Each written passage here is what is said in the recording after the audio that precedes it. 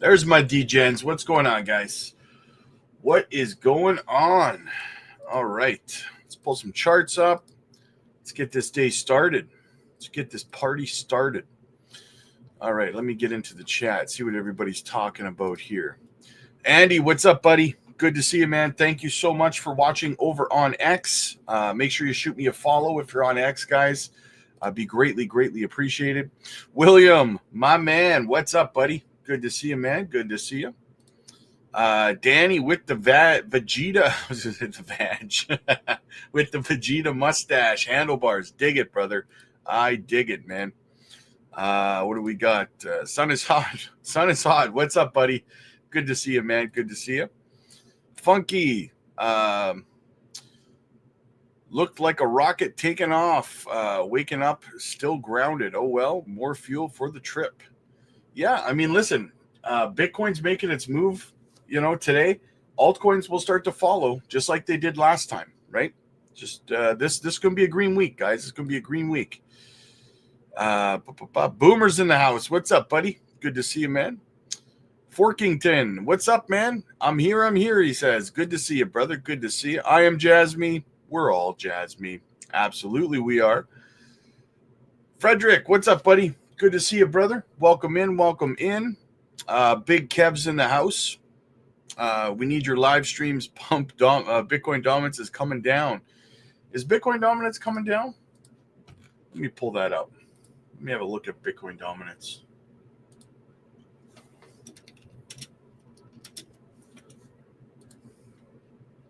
She's still up. Jasmy, please. You're in the right place if you're looking for Jasmy, my friend. We are quite literally the largest Jasmy-centric YouTube channel, bar none. So you are definitely in the right place. Dumb Money's in the house. What's up, man? Good to see you, brother. Good to see you. TL Guard. What's up, man? Elgard. Nice. What's going on? I do feel a lot better being around my Jasmy family. Hey, man, you're absolutely, man. And we love having you here, brother. We love having you here, man. Frank, XCN to the moon. Yes, guys. Wes will be here tonight for the Onyx Coin XCN live stream. So make sure you guys are here at 8 p.m. Central for that. H. Barbarina in the house. What's going on, brother?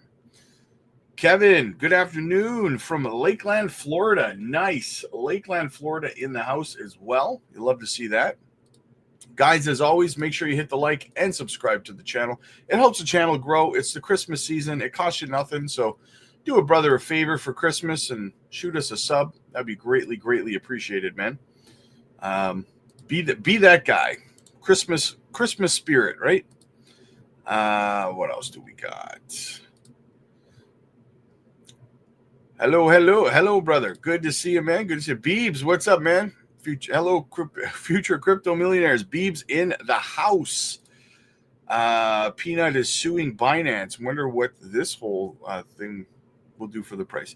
Peanut is suing Binance. I haven't seen anything about that. I'm going to have to look into that. Chronic Jack, what's up, man? It's been a minute. I'm up to 10 million XCN. Hope we can get a 10p next year. Did you mean 10x? Really need a better life. Hey, man, absolutely. That's why we're here, man. That is why we are here. Aman, what's up, buddy? Yes, Bitcoin is having itself a wonderful time.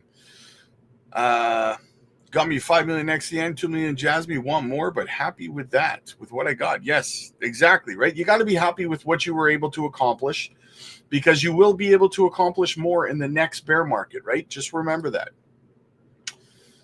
You're doing laps around people who are just sitting on the sidelines, still not investing in crypto, right? So you got to remember that. Funky pulled profits from everything and put into Jasmy 1 million mark. Nice. 2 mil sacrifice. You know how much I sacrificed. Green tea in the house. What's going on? It's go time. Bitcoin takes a spotlight. ETH next. That's the plan. That is the plan. Bitcoin pumping. Aaron's in the house. What's up, my friend? Good to see you. Hello, Aaron. Top of the morning. Jasmy handshakes. Absolutely, man. Ty, what's going on, buddy? Happy Monday to you. What about this BTC pump? Just the beginning, man. I think we could see 120K by the end of the week for Bitcoin, guys. That's kind of what I'm looking at. Nicholas, what's up, big dog? Good to see you, brother. Good to see you, man. Lord of the Realms in the house. What's going on? Yo, Lily, how you doing, dear? Good to see you. Jason's here. Shane is here. Volks is here. What's going on, guys? The way of the taco in the house. Ondo and Pith seeing a little green action. Yes, actually, I have a little bit of a story to cover with Ondo. Turns out that Donald Trump's company, his crypto company, purchased Ondo today. So very, very bullish for Ondo. Awesome Jasmy channel, you all. Thank you, KD3. Awesome to see you, man. The peanut thing is over how they promoted the peanut being listed, misrepresented the project. Ooh, I'm gonna have to dive into that one. James with the epic shirts as usual, man. Hey Rob, I hope you feel better now after the past few days, pal. Yeah, I'm feeling okay so far. I'm feeling okay. Funky, I'm thinking it is just fluff to make more. Yeah, probably, right? Probably. You're probably right. Either way, I mean, ain't no thing but a chicken wing. It's not like anyone's investing in peanut for life change, like, for the rest of their lives or anything, right? That was my Amazon. You know what I'm saying? So, all right. BTC pumping, we're all going to die. Nice. All right, let's get into some of the news here, guys. Let's see what's going on. So, Jasmy sitting set up in this symmetrical triangle we got going on here, guys. Things look like they are going to pop very, very soon here for Jasmy. Once we break out of this to the upside, like I said, guys, I see 10, 11 cents, then possibly a pullback somewhere between 7 to 9 cents where we will consolidate for further support. So that's kind of what I see happening. Nice little symmetrical triangle we got playing out right now. So we'll have to stay on top of that. Going over to Bitcoin. What's Bitcoin doing? Look at that. We made it right inside our purple box. Look at that. It's funny because when I made these purple boxes last night, I said, everyone loves when I make the purple boxes above because that's where, it's like a magnet. It pulls the price action towards the box. So we made it up to what? Almost $108,000, $107,800. Very, very nice. Very, very nice. So, but it's not done, guys. It's not done. So keep that in mind, guys. Keep that in mind. We're just getting started. Let's go have a look across the crypto bubbles. What's going on across the market? A little bit of DCA opportunity for some projects. KASPA, 15 cents. Swift down a little bit. SEI, there's some good opportunities to DCA for sure, right? Velodromes coming back down to gravity's kicking in because they got listed on Binance, so they had like 100% run the other day to the upside, but it seems like they're coming back down now. And that's a perfect example because another thing that I get asked all the time is people say, oh, like, this project's going to get listed on Binance or whatever, or Coinbase. Should I buy it? You should wait. And I always say you should wait because it's not financial advice, by the way, but you should always wait because this is what happens, right? Velodrome they announced that it was getting listed on Binance. Velodrome pumped up over 100% in a matter of a couple of hours. And then you end up with a correction, right? And that's where you buy in on the correction, right? Don't rush into things because of an announcement. You got to strategically plan that. So yeah.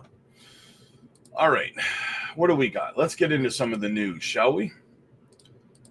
We got our weekly Swift guys. So listen, I like to play this it comes up every Sunday. I like to play it every Monday because this is Swift blockchain. Okay. Swift. We all know Swift, SWFTC, right? They have an AI that they've created. Okay. And this weekly update is actually two of the AIs that Swift has created talking to each other about the news.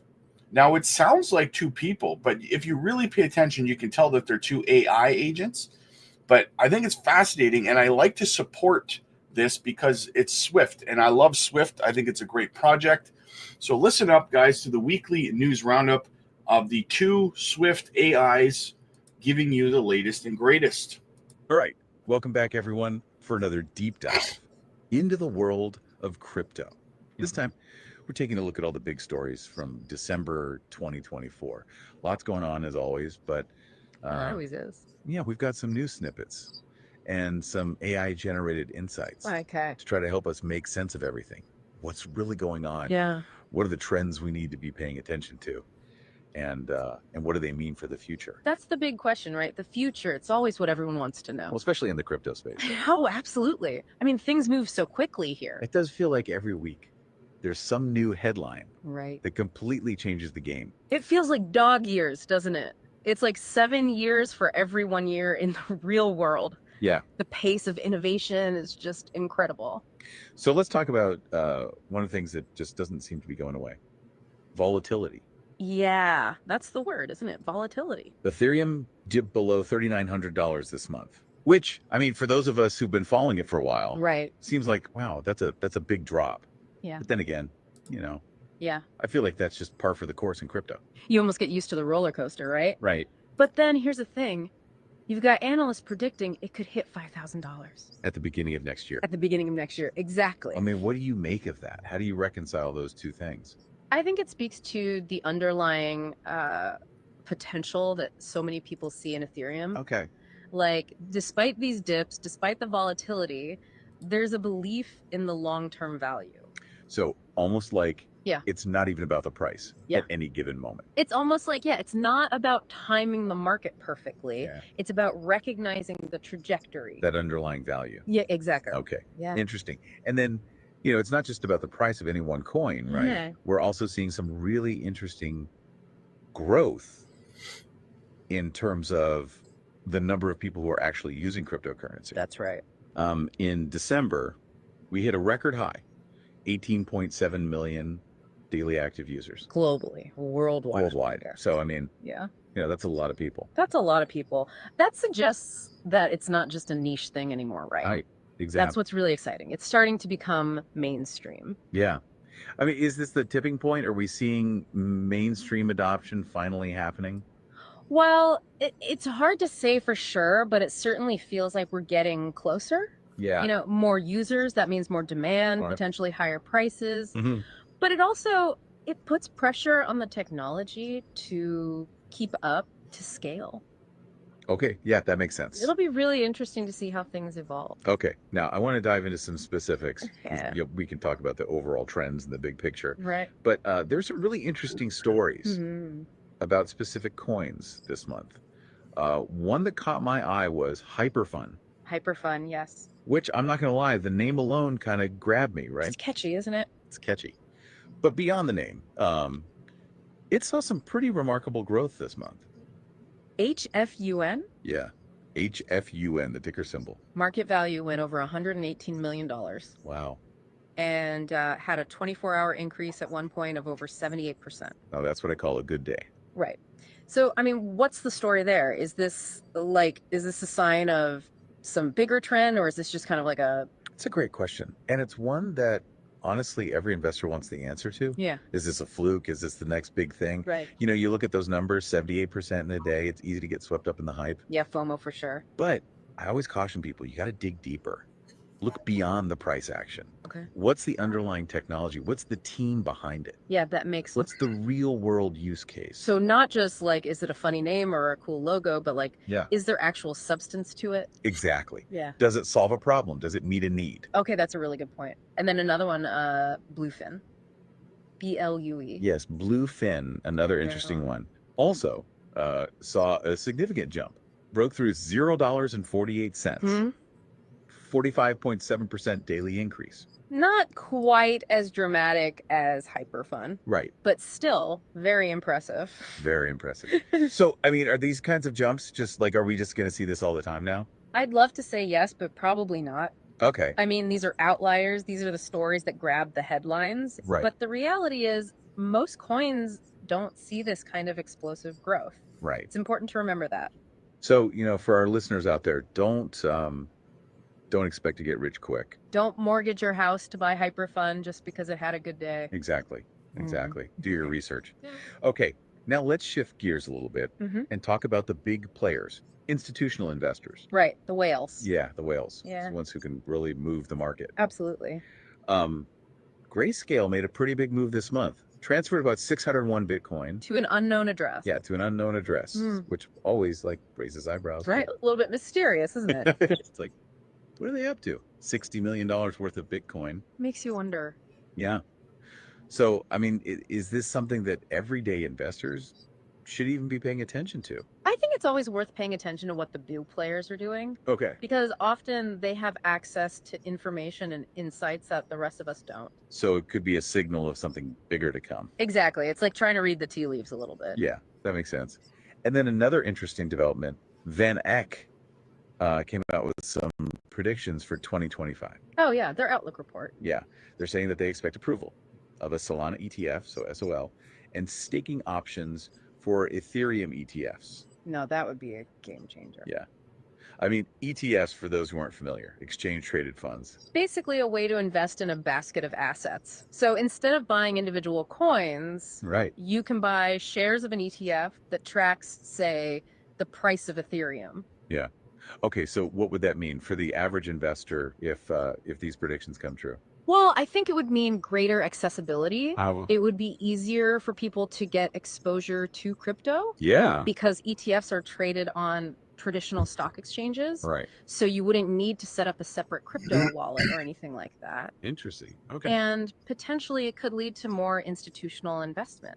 Okay, and that's usually a good sign, right? Typically, yes.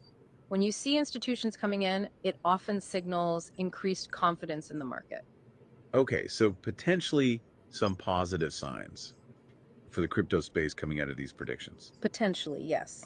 It'll be interesting to see how it all plays out. Okay, so we've talked about coins, we've talked about big players, but there's one area that I think is just like exploding right now. Oh, yeah. Which one's that? Gaming and the metaverse. Ah, the metaverse. Everyone's talking about the metaverse. Right, it feels like that's where so much of the energy and innovation is happening. Well, it makes sense, doesn't it? Yeah. Gamers are already used to digital assets. They understand virtual economies. It's like a natural fit. So bringing crypto into that world, it's almost like a no-brainer. Yeah.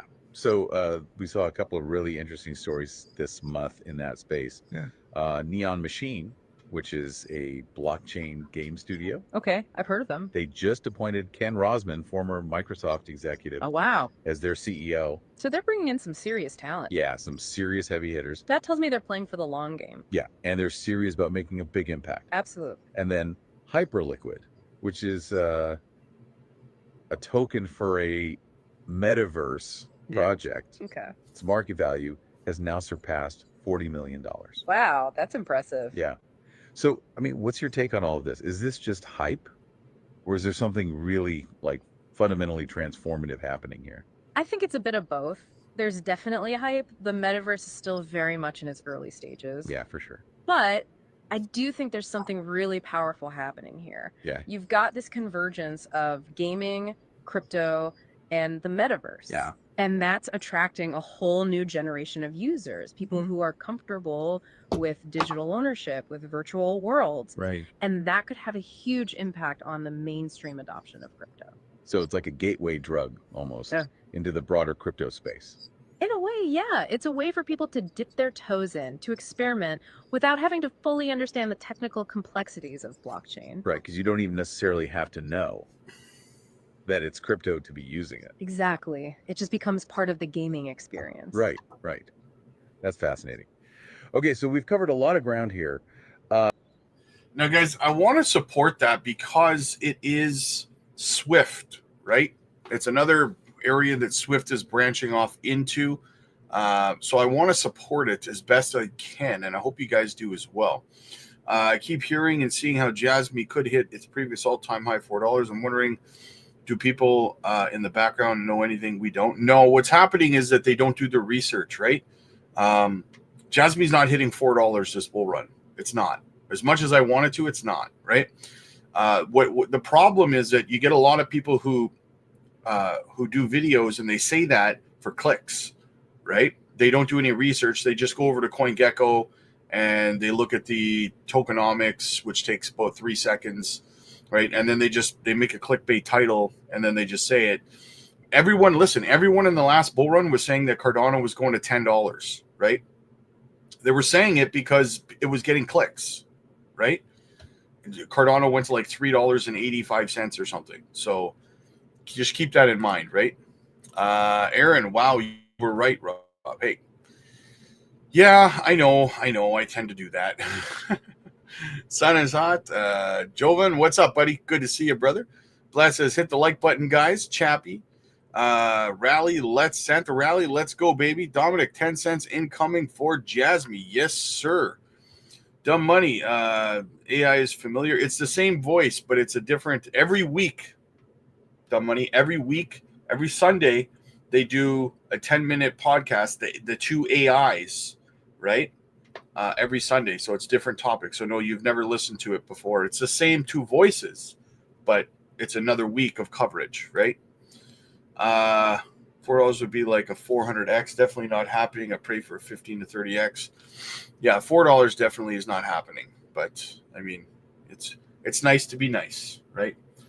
All right, what else do we have here, guys? Like I said a little bit earlier, Donald Pump's crypto project, World Liberty, swapped $250,000 worth of USDC for none other than Ondo. So yes, Trump is buying Ondo, guys. That is fantastic news for my Ondo bags. Ondo being connected with BlackRock, it's not that much of a surprise, to be honest with you. And check this out, guys. Hara is doing yet another AMA. Shared by a friend of the channel, Dip Metaverse. Dip says, Jasmy friends. Coin Rabbit Loans is doing an AMA with Jasmy, Hara specifically. Ask good questions. This is our chance to do so. So here we go from Coin Rabbit. Yes, they're doing an AMA. Hara had retweeted it, so it is confirmed. They're doing the AMA on this Friday in 4 days. I will be covering it just so that you guys know. I will cover it, and yeah, so keep an eye out for that. Hara's doing yet another AMA. You'll love to see it. You'll love to see that. That's like, guys done like 25 AMAs this year. Eleanor Tourette, breaking news. Ripple's stablecoin RLUSD will go live on Tuesday, December 17th. For more on the topic, let's go to the article. Ripple announces when RLUSD will launch globally. XRP's price surges. Ripple has announced the global launch of its USD-backed stablecoin RLUSD, slated for December 17th, 2024. The stablecoin is positioned to set a new standard for stability, compliance, and utility within the financial ecosystem. Once it goes live, it will be available on Uphold, MoonPay, CoinMania, CoinMena, Bitso, and Archax. Ripple aims to expand its reach to additional exchanges soon. Pretty soon, it's going to get picked up by everywhere. Pretty soon by everywhere, guys. RLUSD represents a milestone in the stablecoin space. It is backed by a US dollar deposit, US government bonds, and cash equivalents. Ripple ensures transparency by committing a monthly third-party audit of its reserve assets. See, there you go, Tether. There you go, Tether, right? That's what I'm talking about. This is why people are moving away from Tether, guys. Look at this.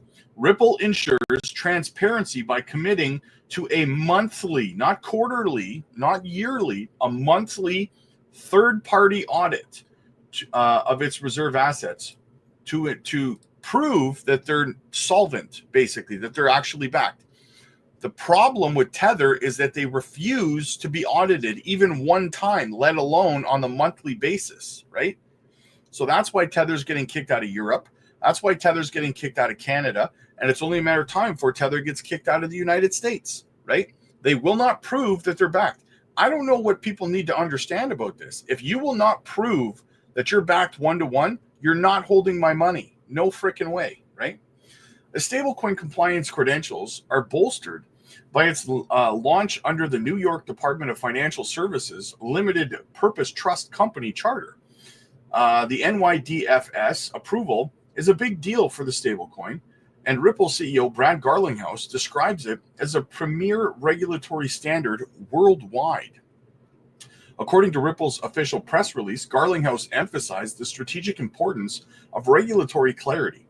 The CEO stated, as the U.S. moves toward clearer regulations, we expect to see greater adoption of stablecoin like RLUSD, which offers real utility and are backed by years of trust and expertise in the industry. Ripple has positioned RLUSD as a multifaceted tool for financial institutions. The stablecoin facilitates instant cross-border payment settlements, offers liquidity for remittance and treasury operations, and it integrates seamlessly with decentralized finance protocols. It also bridges the gap between traditional fiat currencies and crypto ecosystems, streamlining both on-ramp and off-ramp processes. Additionally, RLUSD can be used for collateralizing tokenized real-world assets like commodities and securities. Available on both the XRP ledger and the Ethereum blockchain, RLUSD provides flexibility and scalability to address diverse financial needs. Ripple Payments, a key service in Ripple's portfolio, will incorporate RLUSD into its global payments solution early next year. Ripple reveals its press release that the addition could enhance Ripple's payments $70 billion annually transaction volume and extend its reach across 90-plus payout markets. Ripple has assembled an exceptional advisory board to guide RLUSD's growth. Joining the board are Rajan, former governor of the Reserve Bank of India, and Kenneth Montgomery, former first vice president and COO of the Federal Reserve Bank of Boston. These seasoned financial leaders join existing advisors such as Sheila Bair, former FDIC chair, and Chris Larson, Ripple co-founder. Following the announcement, XRP experienced a notable surge. The asset is now trading at $2.56, up 5.7% from yesterday. This surge pushed it above the crucial resistance point, and the excitement could help the asset climb further, potentially breaching its 2024 peak of $2.86. So big things happening for Ripple. People have been asking me what's going on with RLUSD. So there you go. A little bit of an update for you there. Oh, a little bit of an update for you there. So very, very bullish. All right. What else do we have? Simply Bitcoin. Michael Saylor says there is no limit to how much Bitcoin MicroStrategy will buy, and says there's always a good investment to invest in the economic capital for the free world. One big beneficiary of the Bitcoin rally has been MicroStrategy. The stock up more than 500% just this year. MicroStrategy will now be added to the NASDAQ 100 on December 23rd in its annual rebalancing. The company currently holds 439,000 Bitcoin after announcing another purchase just this morning. Joining us is MicroStrategy co-founder and executive chairman Michael Saylor. Well, you're the guest of the moment. So is there a limit to how much Bitcoin you're going to acquire? No, I've said we'll just keep buying the top forever. Every day is a good day to buy Bitcoin. We look at it as cyber Manhattan. I would have bought Manhattan 100 years ago, 200 years ago, every year for the past 300 years. You pay a little bit more than the person that bought Manhattan before you, but it's always a good investment to invest in the economic capital of the free world. Can't stop, won't slow, baby. Absolutely. All right, let's have a look over at Ethereum, shall we? Ethereum's 4K resistance challenge, can it break through? Ethereum is once more testing the significant 4K resistance level after experiencing strong buying pressure following a dip to the 3.5K support. A successful breakout could spark a short squeeze, propelling prices higher. Ethereum encountered a critical rejection at the 4K resistance, leading to a drop towards the crucial 3.5 support. This zone has consistently attracted substantial buying interest, facilitating a robust price rebound back to 4K resistance. Buyers are currently attempting to surmount this crucial level, which could initiate a prolonged rally towards Ethereum's all-time high.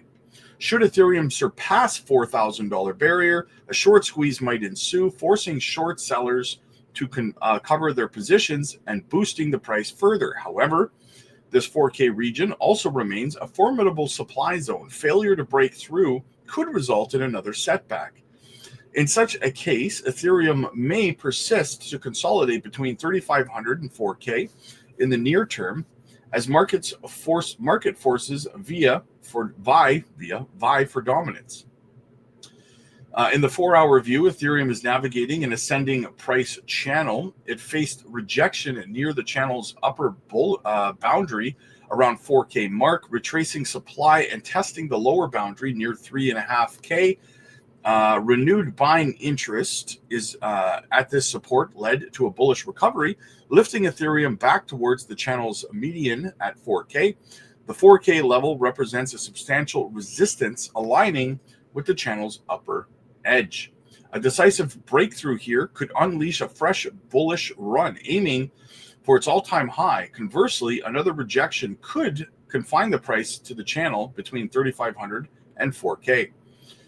The futures market is pivotal in influencing price dynamics and volatility. Among its tools, the funding rate offers critical insight into market sentiment. Recent charts illustrate a bullish rebound from 3,500K support, accompanied by a rise in funding rates, signaling growing interest in Ethereum's long positions. This spike reflects intensified buying pressure and a bullish outlook, suggesting that a continuous uptrend in funding rates could make a breakout beyond 4K increasingly feasible. What is Ethereum at right now? It's at $4,055, so we've broken above. So can Ethereum close above $4,000? That, my friend, is what we will be watching for, right? Let me catch up in the chat a little bit here. Joel, I hope it's good news on the 20th. Yes, hey, absolutely, man. Absolutely. Tiger, we need ETH to wake up. It's up. It's up. It's got to close above 4K, though. That's the thing, right? JASMY partnered with Apple. Yes and no. In a roundabout way, JASMY's technology is going to be integrated into the Apple iPhones via a partnership between Apple and the Japanese government. Can JASMY reach 30 cents in March? Oh, of course. Of course it can. Yes. I believe it can. I look forward to that question. Is it possible 20 cents between 40 cents a hit by March? I think it's, yeah, of course. I think so. Liquidity, what's up? What's up? Hope you're doing well. Waiting for Santa Rally. Crazy how long you've been calling it for, Rob. I know. It's coming. I have enough of each crypto to get out early, not trying to become exit liquidity. Not a fun time. Exactly. There's an information I know when we had a big drop last week because Tether and another coin got hacked. They covered up with fake news. Very interesting. $1.13 target. That would be nice. Jetpack, what's up, buddy? Saylor is a savage, 100%. Kindle, Binance News is predicting JASMY breakout during alt season and a peak to 80. Yeah, I saw that. I covered that last night. What's the news with Trump implementing crypto as a U.S. reserve? You already know what that means. Yes, moonshot, baby. That means moonshot city, 100%, man. All right, the biggest tax on working class people is inflation. The markets, as we look ahead to this week's Fed meeting, let's bring in Jason Trennert, Chairman and CEO of Strategas Research Partners. That's a Baird company. They'll cut this week, I guess. They will. They have come hell or high water. They want to ease. Good idea. They're going to ease. I don't think so. You don't either. I think some dude just bought a banana taped to a wall for $6 million. I think there's a lot of. And then he ate it. But it's conceptual. It's a certificate. Yeah, we no, have. I get it, Oh, never but mind. yeah, Like, so like my crazy vampires, what were they? And I had some apes. What was Bored it? apes? You had a bored ape? No, I never did. Does anyone have certificates for those? You can still get a bored ape.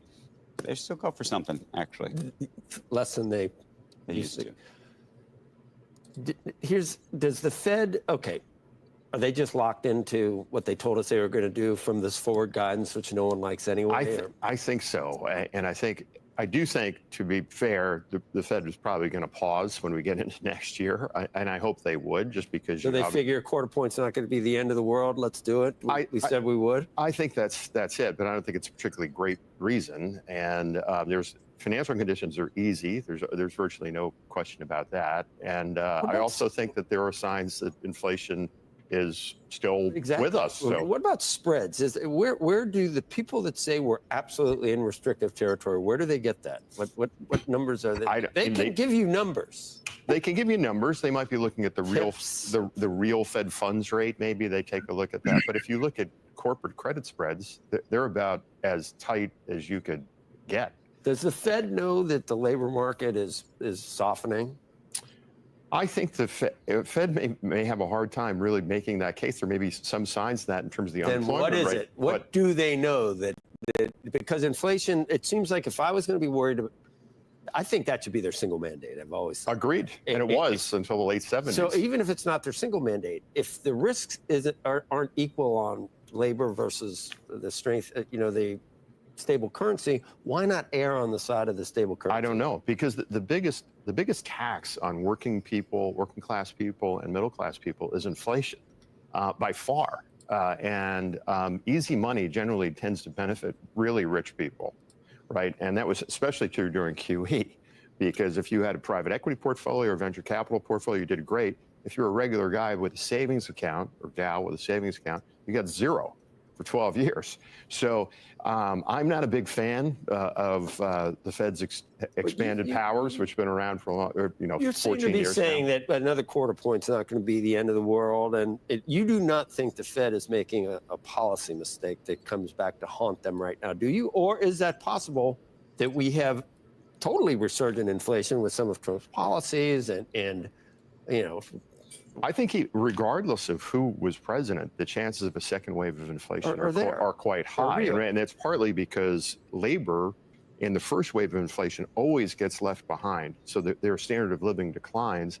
That's why you're seeing very, very generous, I don't know if that's the right word, union concessions, right? You're seeing Boeing machinists get 38% over 4 years. You're seeing longshoremen get 62% over 6 years. That's not consistent with 2% inflation, a 2% inflation goal. If you look at the Atlanta Fed's inflation dashboard, there are 9 numbers on that list. Only 3 of the 9 have a 2 handle on it. The other 6 are in the 3s and 4s. So I would tap the brakes here. I don't know what the big rush to ease is. I know they're very worried about this thing like the SOM rule and the unemployment rate moving higher. By the same token, I'm not a big fan of the idea of being an active participant in the game. You need failure. You need companies to go out of business. You need those things to have proper capital markets. Yeah. So we need the Jets and the Giants. Yeah, we need to. So we need to. Otherwise, there wouldn't be. You need a little give and take. A little. Are you going to be at Strategas all year? Do you think next year? We'll see. We'll see how we'll see how it goes. Are you talking? Have you had some talk?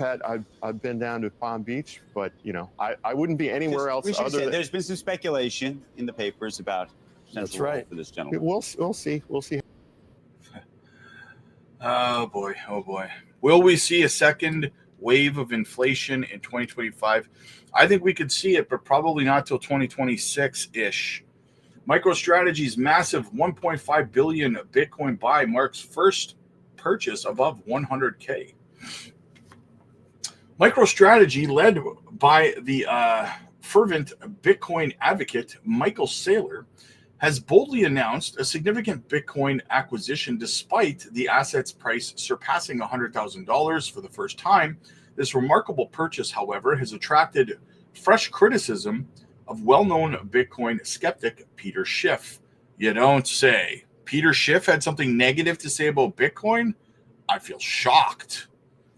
In a strategic move, MicroStrategy acquired 15,350 Bitcoin, investing approximately $1.5 billion at an average price of $103,386 per coin.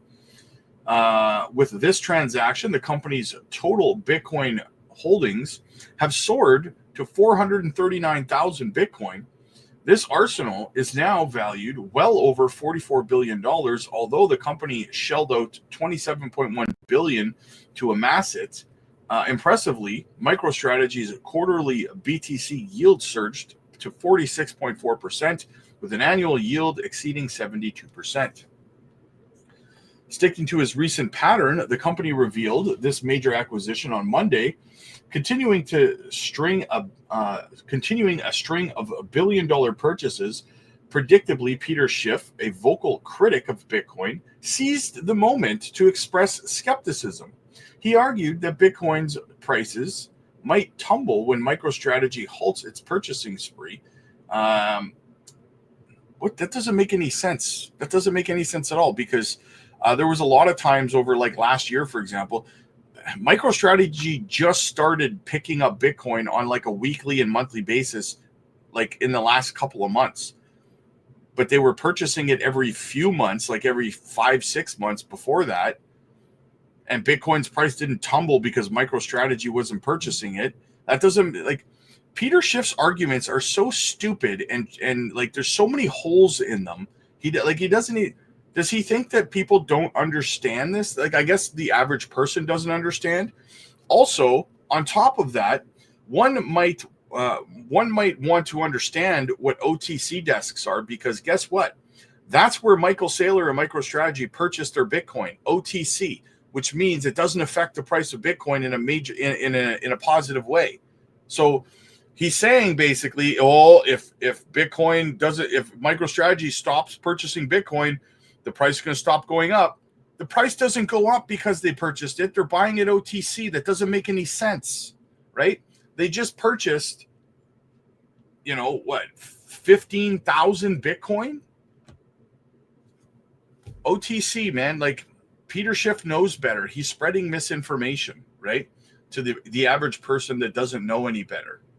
The purchases of BlackRock and MicroStrategy and these billionaires, they purchase OTC, which means they purchase Bitcoin below spot value from miners and stuff like that via the OTC desk, right? That way it doesn't affect the price of Bitcoin. So this guy's an imbecile is all I can really say about that, right? All right, what else do we got? Bitcoin's price prediction. Can Bitcoin reach 110K after today's new all-time high near $107,000? The cryptocurrency market witnessed an extraordinary surge as Bitcoin's price skyrocketed to a historic all-time high of $106,803. It's actually $107,800 now. The new milestone was driven by increased institutional interest, whale accumulation, and a bullish shift in market sentiment. Notably, Bitcoin's trajectory aligns with broader macroeconomic factors, including discussions about potential U.S. adoption of BTC as part of its national reserve strategy. According to the market analysts, a $100,000 psychological barrier was a crucial resistance level. Breaking past this threshold has now positioned Bitcoin for a potential rally towards higher prices. Technical indicators like the RSI and the MACD suggest bullish momentum remains strong, further reinforcing the potential for Bitcoin to continue its upward trajectory. One of the key drivers behind Bitcoin's recent surge is President-elect Donald Trump's proposal to create a U.S. strategic reserve, Bitcoin reserve. This move is viewed as a landmark moment for the broader cryptocurrency industry, as it signals potential government-level support for BTC as a reserve asset. This proposal comes at a time when countries like El Salvador and certain Middle Eastern nations are already adopting Bitcoin as part of their national financial strategy. If the U.S. follows suit, it could set a precedent for other nations to consider similar moves, such as endorsement from one of the world's largest economies would likely drive Bitcoin's demand, creating upward price pressure. One of the key drivers behind Bitcoin's recent surge is President-elect Donald Trump's proposal to create. I already read that part. Why are they saying it again? They put the same thing twice. Okay. With Bitcoin's current momentum, the $110,000 price target seems within reach. Market sentiment remains overwhelmingly bullish, with several technical and fundamental factors supporting the outlook. One is institutional interest. Institutional investors are actively accumulating Bitcoin, as evidenced by significant outflows from the exchanges to cold storage wallets. Technical indicators, including the RSI and the MACD, are strong. Although BTC has displayed a bullish momentum, it's important to note that the cryptocurrency market is known for its extreme volatility. While many predict a $110,000 move, sharp corrections could occur as investors take profits. So be careful. 110K, guys. I think we're going significantly higher than that. What's up, brother? Good to see you, man. As always, good to see you. Good to see you. Santa giving away. Yes, absolutely, man. Jetpack. Art is a good tax write-off as well. Absolutely, man. Del Boy, bring in the negativity and the FUD once again. Crypto as a U.S. reserve will never happen, my friend. I would like to know what metric, what research, what statistics you're basing that off of, other than just opinion about feeling negative, right? Donald Trump has said he's going to do it. We have a bill being entered into Congress that says it's going to do it. Russia has proposed to do it. Poland has proposed to do it. Brazil has proposed to do it. Hong Kong has proposed to do it. So I would like to know, based on all of that information, what you are basing your assumption off of, please and thank you. Mr. Johnny, what's up, buddy? Good to see you, man. Good to see you. When JASMY $1? When moon? Absolutely, man. Absolutely. When moon indeed. All right, what else do we got? The move towards 2% inflation seems to be stalled, says Roger Ferguson. Holding its final policy meeting of the year this week, economists widely expecting another 25 basis point rate cut. Our next guest would question that move, and joining us right now is Roger Ferguson. He's former Fed vice chairman and a CNBC contributor.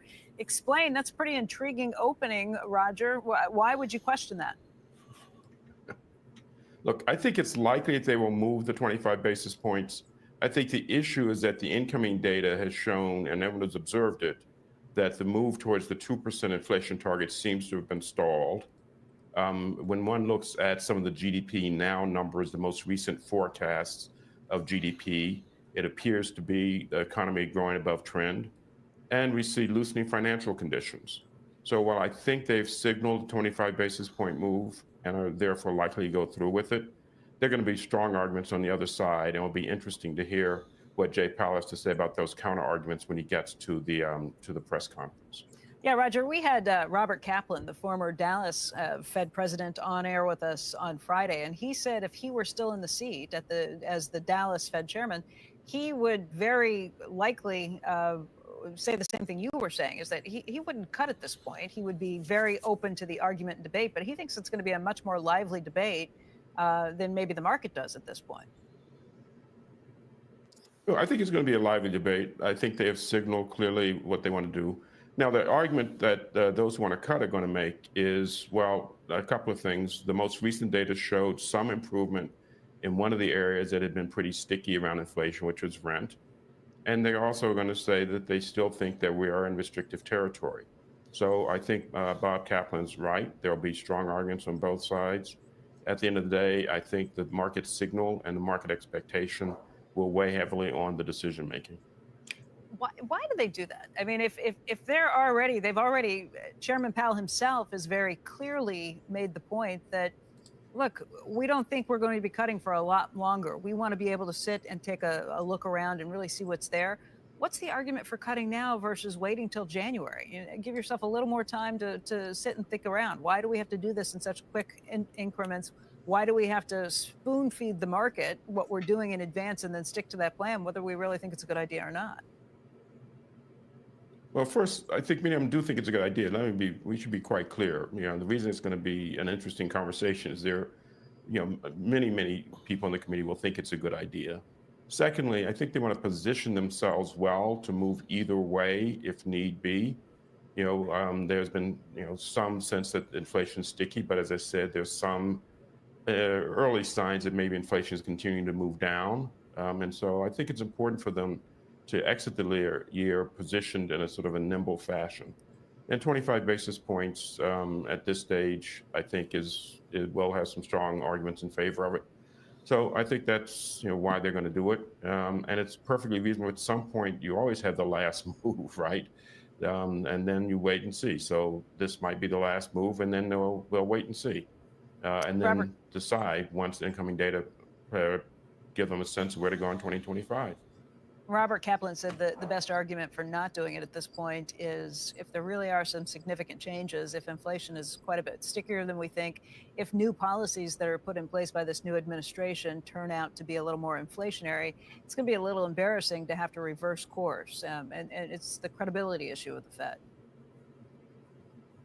I don't buy that argument. I think the Fed will be very credible. Their argument for why they moved was they were seeing labor markets loosening more than they thought was necessary.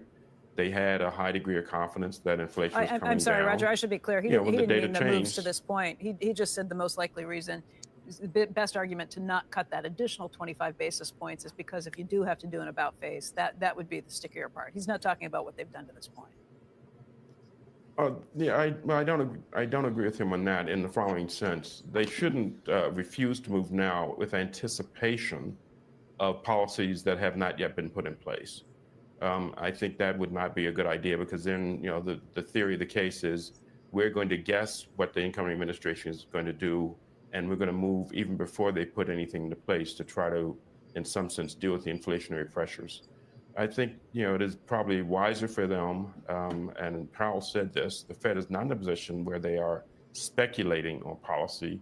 They're in a position where they respond to policy if it looks like it's going to adjust or weaken the inflation mandate. So I don't agree that they should wait now to see what happens so that they can avoid embarrassment. I don't think that's a good way to think about it. 2% inflation, baby. Let's go. Let's go. Who appraised the value of that banana? Nice. Bang, bang, please do. Delboy. Trump has zero impact on crypto. He has zero impact on crypto. Did you not watch the price action of Bitcoin after he won the election? And to say that that's just a regular market action, if you think that Bitcoin's price would have done the exact same thing if Kamala Harris had won the election, I got a bridge to nowhere that I'll sell you, man. That's just common knowledge that there's no way in hell Bitcoin would have pumped the way that it was. There was actually about a 30% dip anticipated if Kamala Harris won across the market. That was the general consensus. So to say that Trump doesn't have an effect or an impact on crypto, that's blatantly just not true. We literally saw it in real time. And then to say, what else did you say here? If you believe he will have no taxes. See, I think you don't understand the purpose of no taxes. My friend, he's not saying there'll be no taxes on any crypto. He's saying that there'll be no capital gains taxes on American-based crypto companies. Now, to understand, to say that you don't see that happening, says that you don't really understand what he's trying to do. What he's trying to do is undo the damage that Elizabeth Warren, the Biden administration, and Gary Gensler have caused to the American economy by pushing all of these companies offshores. You see, because now if these companies come back into America, or new companies either launch or migrate to America, they become American-based companies. That's the whole point, is the incentive to bring innovation back to the United States. It's not the way as black and white as you think that it is, where it's like he's trying to help retail investors not pay capital gains tax. No, he's trying to promote innovation to come back into the country for the economy, right? The bigger picture here than just one individual retail investor, right? There's a bigger thing at work here, right? So yeah, I don't think you quite understand the the purpose for these kind of plans, I think you're kind of missing the mark on it. And I got to be honest with you, man. You know, I care about all the members of this community, and I've been around for multiple cycles. And I got to be honest, Elboy, I've been reading your comments and stuff, and I've watched the type of pessimism that you've been exhibiting over the last little while destroy people in crypto, because you're running on raw emotion right now. I know that you think that you might not be, but I've noticed a pattern in your comments and stuff of supreme pessimism and negativity, right? And I really, really hope that you can overcome that and succeed in crypto, man. I really do, because I care about every member of this community. And when I see someone sinking into that level of pessimism and the woe is me kind of perspective, you know, I fear for you right now. Redirected in the house. Would you invest $1,000 on Shiba Inu today, or is it too expensive? If I was I'm not DCAing in the market right now. I stopped DCAing a while ago, but if I was to DCA into the market, it would probably be in a utility play, not a meme coin at this current point in time, right? There's a time that I will pick up meme coins, and there's a time that I won't. And right now, I'm honed more in on utility plays than I am meme coins right now. I think meme coins have had one hell of a good run over this cycle, and they will continue to have more of a run. But the bulk of the meme coin run, I think, is already kind of past. So I would be looking for a utility play if it was me. Rod, bang. I will be here watching for his research. Nice, nice, nice. Holmes, what's up, buddy? Good to see you, man. Good to see you. Rob, in response to the reserve, I live here, and unfortunately, the U.S. has love for the almighty dollar, and for now, that is safe. Sometimes logic outdoes data. Okay, that's fair. That's fair. I respect your opinion, man. You have every right to disagree with me. This is not one of those channels. This isn't BitBoy Crypto, right? I don't sit there and call people low IQ and stuff like that because they have a different opinion than me. You're allowed to have a different opinion than me, man, and I respect that. Otaku, Bridge to Nowhere. What's up, brother? What's up, man? I was just thinking about you a few minutes ago. Dumb Money. Hey, Rob, you know Trump has zero impact on crypto. Trump and J.D. Vance are holding crypto holders. Trump has purchased a few. Yeah, he just... Yeah, Trump just purchased Ondo today. I believe Donald Trump said he doesn't even pay taxes. Matari, what's up, brother? Good to see you, man. Good to see you. Emotions always lose. Rob, you clearly have not seen my comments because they're positive and logical. Check your past feeds. I'll have to do that. I'll keep an eye on it, man. I'll keep an eye on your comments. I'm not attacking you, man. Like I said, you're allowed to disagree with me here. You're allowed to have an opinion. You don't get shamed or blocked or, you know, anything like that because you have a different opinion.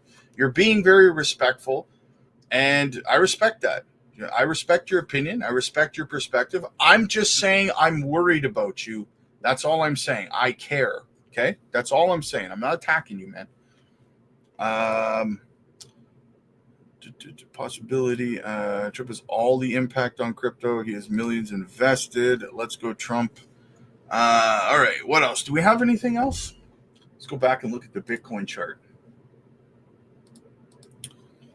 All right. What do we got here? Alex. Hey, Rob. How do I set a one-on-one meeting with you?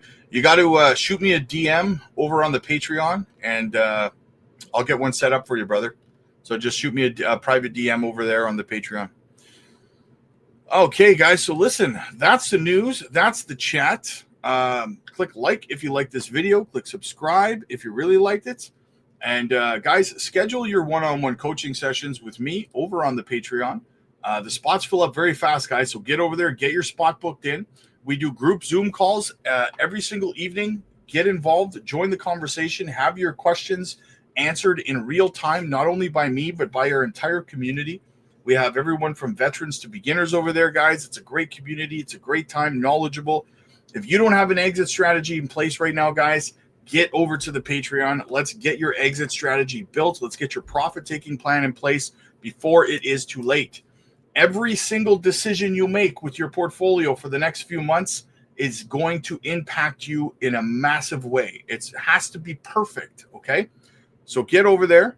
And yeah, I'll see you guys over on the Patreon. I will be live over there tonight. Stay tuned here on the channel, though, guys. Tonight at 8 p.m. Central, it will be the Onyx Coin live stream. Wes will be here. And yeah, I'll see you guys later. Peace.